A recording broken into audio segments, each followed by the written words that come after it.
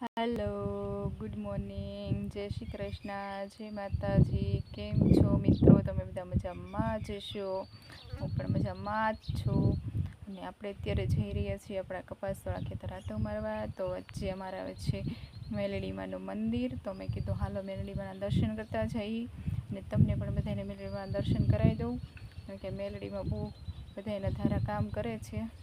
એવા યુક્તાપુરના મેલડીમાનું મંદિર છે, અમારે રસ્તામાં આવે છે। તો મેં કીધું હાલો તમને મિત્રોને બધાને દર્શન કરાવી દઉં અને હું પણ દર્શન કરી લઉં।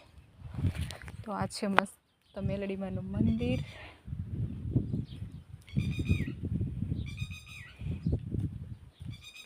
મેલડીમાના દર્શન કરી લેવી। જય મેલડીમાં। તમે પણ બધા મિત્રો મેલડીમાના દર્શન કરી લેજો।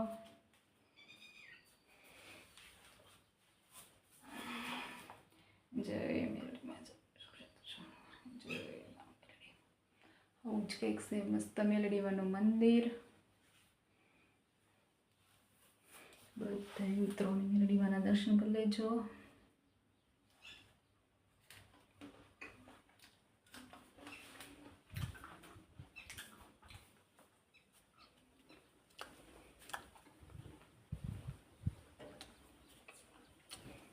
આવી જ મસ્ત જો થઈ ગયું છે। અહીંયા માતાજીના તાવા કરતા હોય છે, તાવા બનાવવાના ચૂલા। અહીંયા છે બાજુમાં આવેલી વાય, વાયમાં થોડું પાણી એવું છે, કૂવો છે।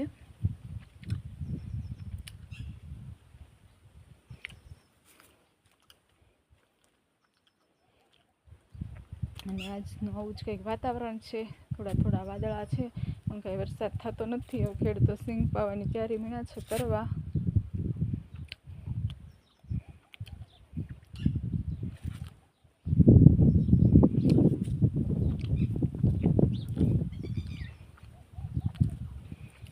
આપણે જઈ રહ્યા છીએ કપાસવાળી વાડીએ।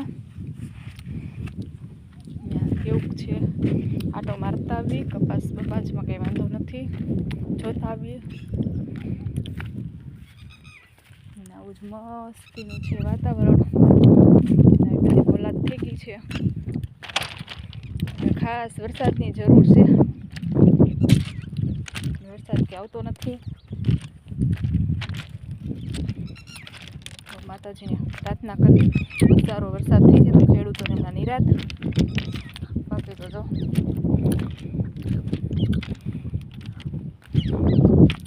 આ છે મારા રેડીનો પાટો, જઈ રહી છું એને પાટા ઉપર જો આંબો હાલતો। અહીં બળદ જો ઘાસ થઈ ગયું છે એટલે બળદ પણ મસ્ત મજાના સરે છે। ઘાસ થઈ જાય પછી ઢોરને ચરવાનું પણ સારું થઈ જાય, ઢોરને છૂટા મૂકી દે એટલે ઢોર ચર્યા કરે। આવું જ કંઈક મસ્ત વાતાવરણ છે। તો આવા નવા આપણા બ્લોગ જોવા માટે ચેનલને લાઈક કરજો, શેર કરજો, સબસ્ક્રાઈબ કરજો અને ઇન્સ્ટાગ્રામ અને ફેસબુક પેજને ફોલો પણ કરજો। જય માતાજી। કાલે મળશું નવા બ્લોગમાં। Bye bye.